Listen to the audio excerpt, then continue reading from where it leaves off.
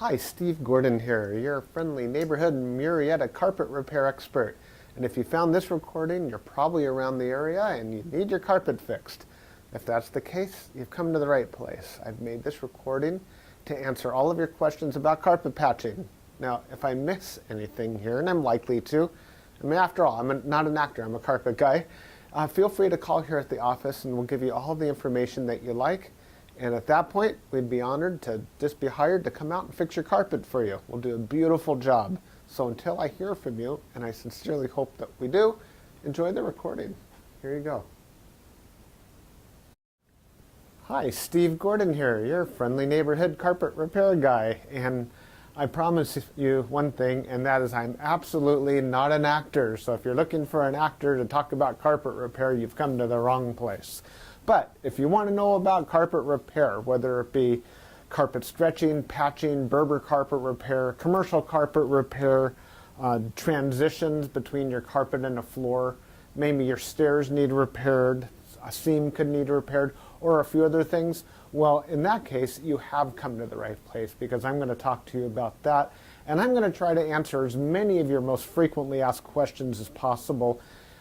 And before I get to that, I am going to talk to you a little bit about our guarantee, how to get an estimate, the bid, and a couple other details.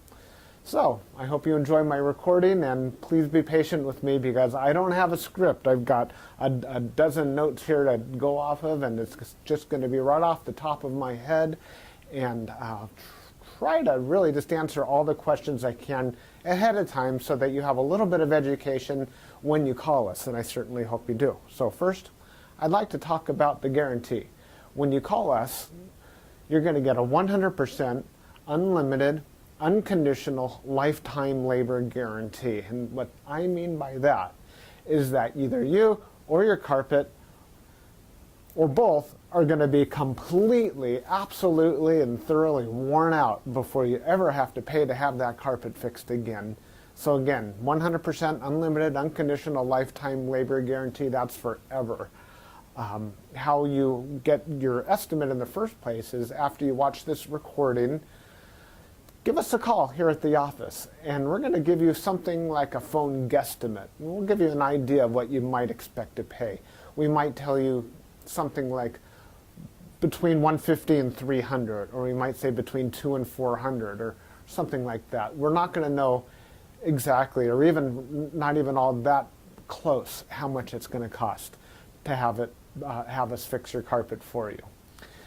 So if you feel like we're in the right sort of price range, then we're going to schedule an appointment to come on out and actually give you an absolutely free, no obligation bid. At that point, if you feel the bid is fair, and I'm sure you will because it's our business model to give you a fair price so that we could do the job right then and there all in one trip. We would really love to just do it in one trip. Now, I understand that sometimes you need to get a bid on one trip and then come back at a different time, have us come back at a different time to actually do the work. But by and large, it's normally best to just get it all done all in one trip, and that's how we'll give you the best price as well. After all, driving out to your place once is going to be less expensive for both of us than it would be to drive out to your place 2 or more times. Now, another thing about the absolutely free, no obligation bid is at that point we're going to actually have an opportunity to see the work. We're going to see exactly what needs to be done because you see, when you call us on the phone, even though you think you've explained the situation thoroughly, it's very likely that either myself or one of my assistants here that helps me answer the phone won't really understand exactly what we're dealing with until we actually see it. And so that's why we really do want to come out and give you a bid in person. And by the way, if you don't like the bid, if you don't think it's fair, we're going to walk away absolutely empty-handed, and that makes us sad. So sad, because we want to be out there, we want to fix your problem and put a check in our pocket and go off to the next one. After all, this is what we do for a living. This is how we feed our families. Speaking about money, please don't pay cash. We would really prefer that you pay with a check made out to Creative Carpet Repair, or use a credit card. You can call in the office with a credit card. So cash, it's against the agreement I've made with all my contractors. Now, If you work with me directly, if I'm the actual contractor that shows up to your house and you want to pay me cash, I'm happy to take it. But for any other contractor throughout my entire company, please don't pay cash. Now, I want to talk a little bit about the carpet repairs. I've got a little bit of housekeeping out of the way. Let's talk about carpet stretching. Most people wonder why their carpet is all rippled up. So if you look out at your carpet and you see more waves than the ocean, or it's more rippled up than you can believe, and there's peaks and valleys in your carpet and you're getting seasick just looking at it, or if it's a trip hazard, there's a real good chance that your carpet was never stretched in tight enough to begin with. You see, whoever stretched your carpet the first time around more than likely didn't use a power stretcher. Now what a power stretcher is a pole that it butts up against one wall on one side of the room, and this pole runs all the way across the room to a head that's on the other side. And when we push down on this handle, the carpet gets stretched, and it gets stretched so tight that we have no doubt at all that we're going to be able to live up to that unlimited, unconditional lifetime waiver guarantee. That carpet will never ripple up again. You have my absolute word of honor on that. And if I'm wrong, we'll do it again for no charge at all. When we stretch carpet in a room, it's always best to have the room completely empty. We can empty the furniture out of the room for you if that's what you need, but more often than not, the customer will want to get as much as possible out of the way. Now, don't strain yourself. Don't go moving a giant king-size bed or a dresser that weighs, more than 10 elephants. That's not cool. We have special tools. We have these sliders that we can put underneath the legs of the furniture. So even if your dresser weighs a couple hundred pounds and it's harder than heck to move, we get those sliders underneath there and we can move that stuff around if that's what we need to do. So don't strain yourself moving the furniture. Also, if you have a king-size bed and it's just completely unreasonable for whatever reason to move that bed, quite often we could stretch the carpet in that room without moving the bed. It's a lot more work. Those poles that I spoke about, they go actually underneath the bed, so we stretch the carpet right underneath the bed to the other wall. And it's a lot harder. It takes us a lot more time and effort, but it can be done. So that's a little bit about carpet stretching. We use a power stretcher. We don't just kick it in with our little Susie Homemaker little knee kicker, and it leaves a little bit of extra carpet at the end. We cut off that excess, and you'll see how much carpet we cut off when we're done. We throw it in a bag, and we tuck in the carpet along the edge, and boy, life is good. It looks so much better. One thing that you might be aware of when we finish, though, is if you had large ripples, the carpet could be soiled along the top ridge of those ripples more than at the valleys, and that makes sense. Where you're walking, that's where it's going to get more dirt. So after you stretch the carpet is a real good time to have the carpet cleaned. Also, the carpet's out of the room, and the furniture is out of the room, and it's just a great time to clean the carpet. It looks a lot better at that point. Mind you, like I said, this is unscripted, so I'm just going to talk to you about carpet repair. Now let's talk about Berber carpet repair for a minute. Berber carpet repair has rows. Well, Berber carpet has rows. And actually the word Berber carpet, or the name Berber, it isn't exactly accurate. Berber carpet actually comes from a place out in the Middle East, country or countryside, where the area is called Berber, the Berber people or something like that. Anyhow, it's a very expensive rug, Berber rug. That's the actual meaning of the word Berber rug.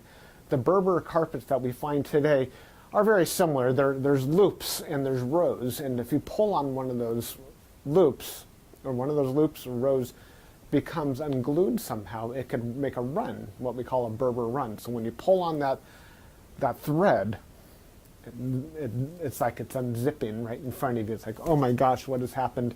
I've got this zipper run going all the way across the room. Now your higher end Berber carpet, that doesn't likely happen. It almost never does. But the lower end, middle of the road and lower end Berber carpet runs all the time. So when we fix a Berber carpet, what we're going to want to do is take out the bad area and patch a new piece in there. Sometimes we could actually weave a little bit of some new loops right into the place where that carpet has come unfurled.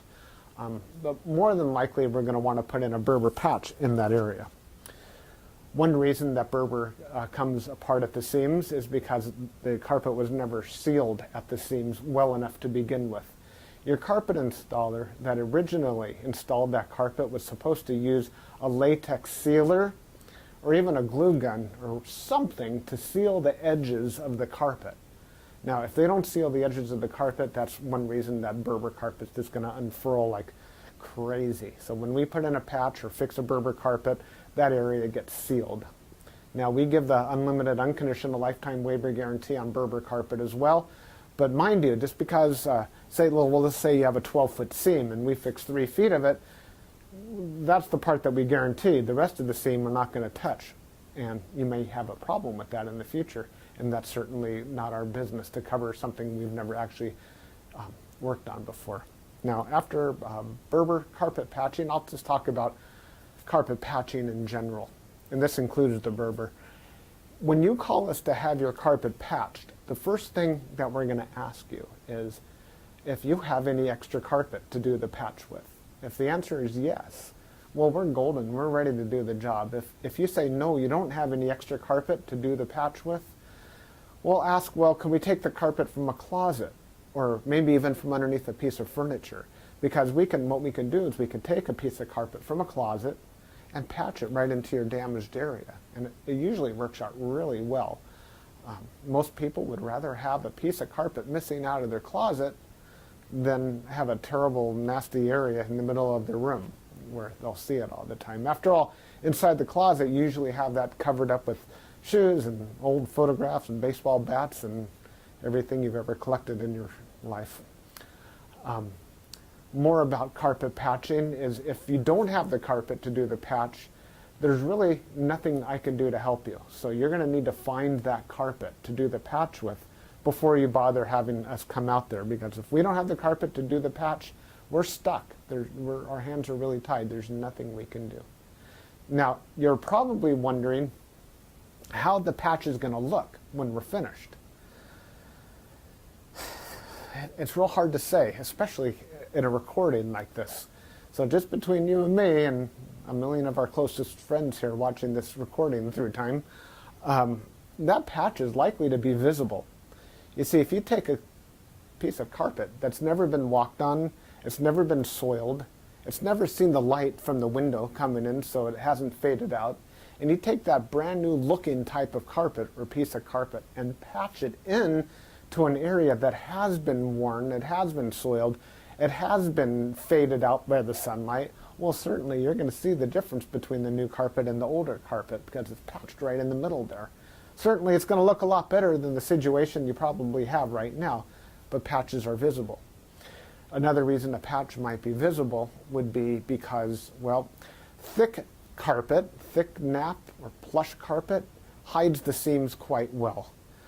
Short nap carpet, like a Berber carpet, for example, or any of the commercial type carpets, they're very short nap. They show the seams far more. Another thing is that the rows have something to do with it. When we cut a carpet in the same direction as the row of the carpet, well, those seams are by and large less visible than the seams that we cut that cross the rows. When we cross the row, well, it's unavoidable to do that if that's what we have to do to make a patch. And those seams stand out a little bit more than the ones that go along with the rows. So carpet patching, that's what we specialize in. We could absolutely do that for you. Have the carpet available for us, and we also back up our patches forever, just like everything else, just forever and ever and ever. That patch will never come up. After patching, well, we could talk a little bit about pet damage also when we talk about patching.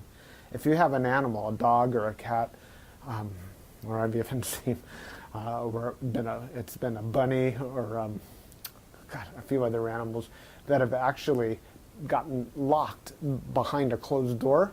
What'll happen is they'll get that separation anxiety and they'll try to dig their way out and they'll just rip the heck out of the carpet. That's one of the main reasons we'll do carpet patching.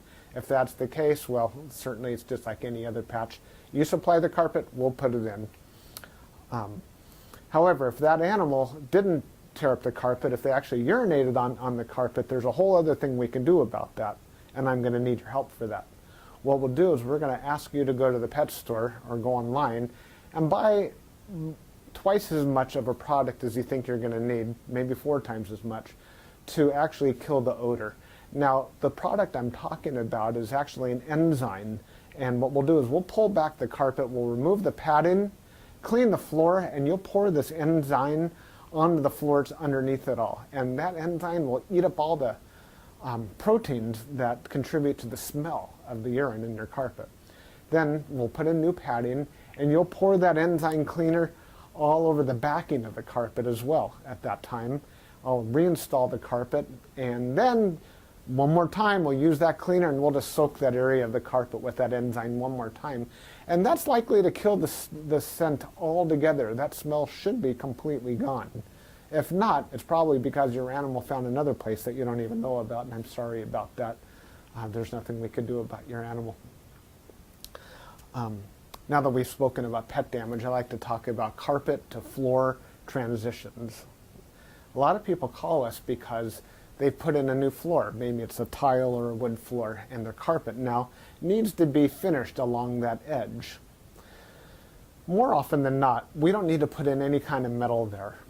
There's a lot of different types of situations where you do want a metal. If you have an apartment building and you want the carpet to last a long time between the carpet and, say, for example, a linoleum floor, we could put some metal there. There are flat metals. They're the type of metals that they're called, I've called them beat-down metals before. I'm not sure exactly what they're called. Beat-down metals, they're golden, they're silver, and the carpet goes right in there and it gets hammered down. Gives a nice clean edge, and it protects the edge of the carpet for a very long time. But if you're like most homeowners, that's not why you're calling us for a transition. You're calling for the transition because you just put in a nice marble or travertine floor, or maybe a wood floor.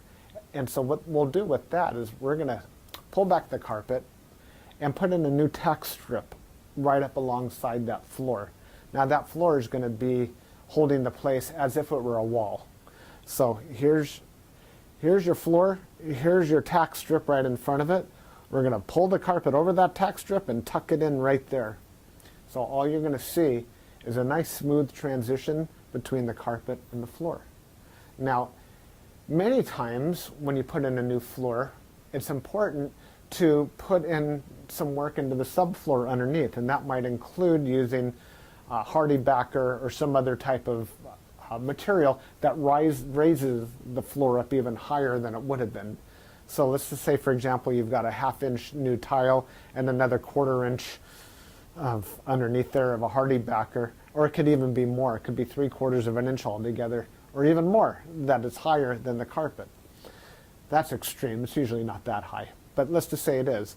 If we just bring the carpet up and end it right there, well, you're going to stub your toe against that thing. You're going to be cursing to holy high heaven every time you do that. It's just not fun at all. Trust me, it's not. You'll understand if you ever do that. What we're going to want to do in that case is one of 2 different solutions. We're going to do 1 of 2 solutions. One is we can pull back the carpet quite far and use a product like a Fix-All, which is a very fine cement type product. And we're going to feather in a nice ramped area, so we raise the level of the floor slowly up to meet it. What's great about that is the floor and the carpet will be at the same level, then you won't stub your toe. What's not so great about that is when you're walking up that little ramped area, well, you feel like you're walking uphill. There's really no way around that I know of outside of pulling out all your carpet and floating a whole new layer of concrete, self-leveling concrete on the entire concrete floor and underneath.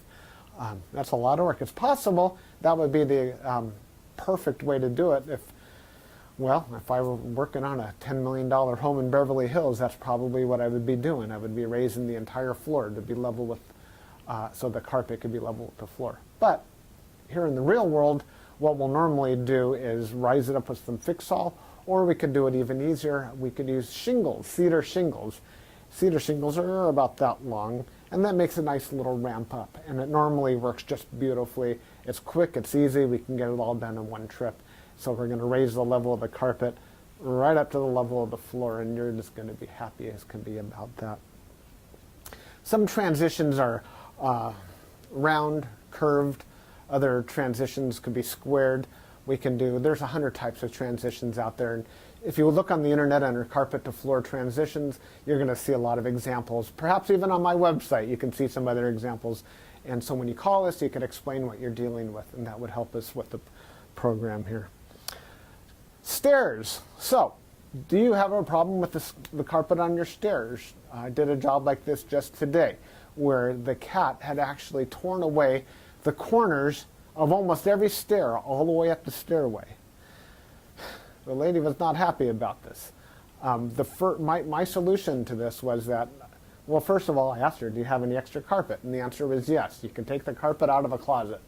And I told her, well, you're going to have carpet missing out of a closet. And she said, well, that's fine. You can put this carpet in the closet. So she had something that didn't match at all. And she didn't mind because, well, she just didn't care that the carpet in the closet didn't match halfway through. So I took the carpet out of the closet, and the first thing I did is I completely replaced the first two stairs, because after all, the first stair or two wears out faster than everything else anyhow, and those first two stairs were pretty trashed.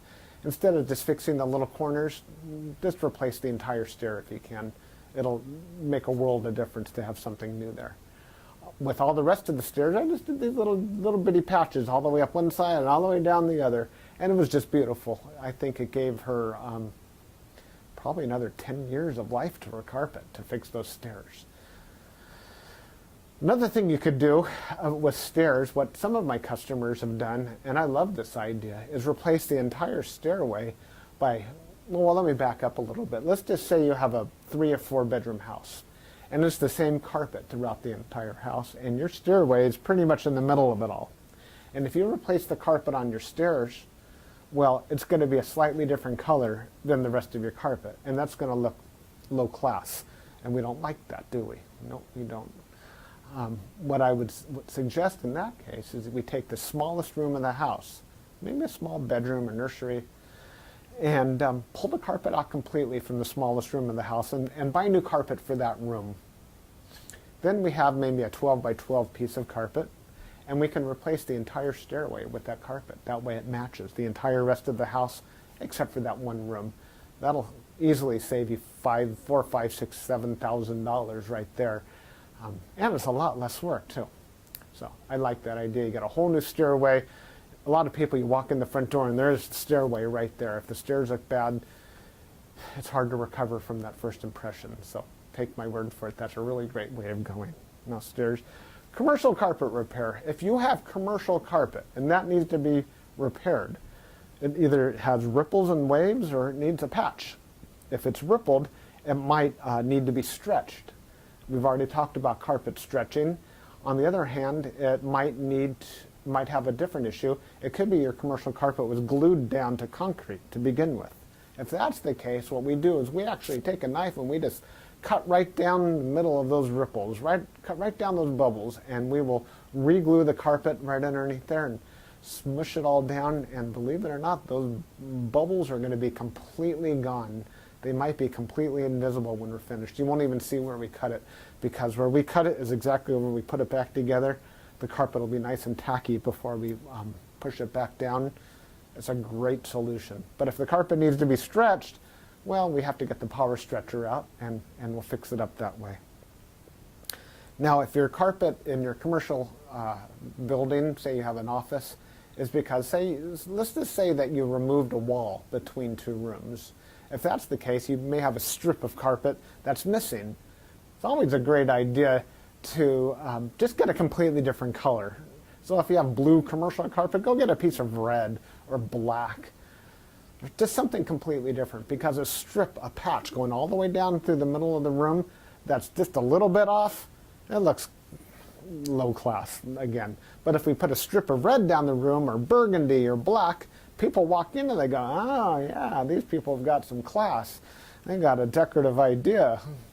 So that's just my opinion. Use a completely different color if it's something goes all the way across the room.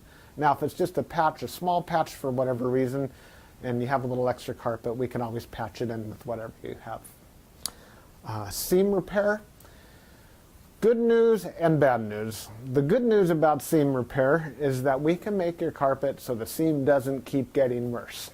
The bad news is that if it looks bad now, it's probably not going to ever look good again, regardless of what we do to it. Seams have to be done properly the first time. You see, when we seam a carpet together before it's installed, we'll use a straight edge and we'll cut down both sides of the carpet, and then we're going to seal the carpet on both edges, and then we're going to seam it together, and it'll be perfect.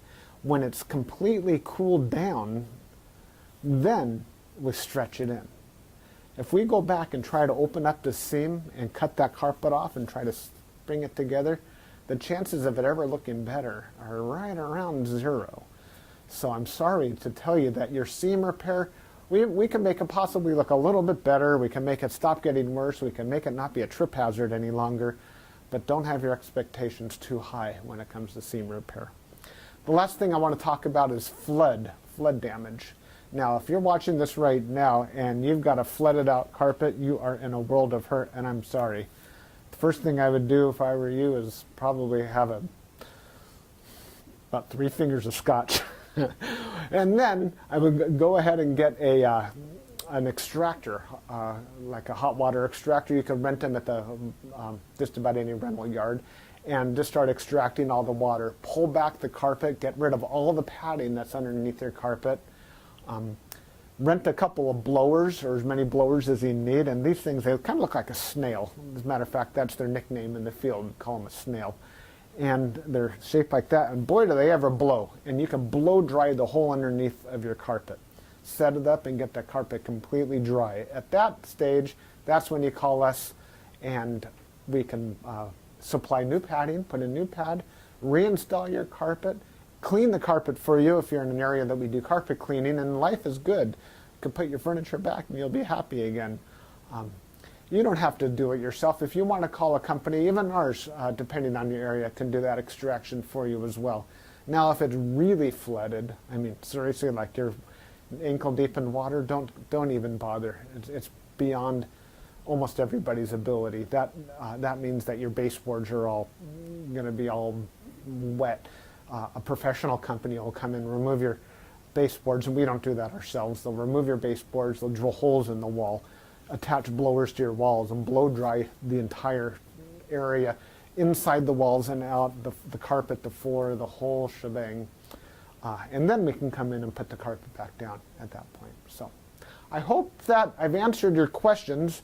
If you have any additional questions, now that you've heard me talk for the last I don't know how long, feel free to call me here at the office. I would be just tickled pink to hear from you. If I'm not here, one of my assistants, whoever answers the phone, will be well trained and will be able to answer any questions that you have about carpet repair. And then at that point, we'll be absolutely positively honored if you would have us just come on out to your place and fix your carpet for you.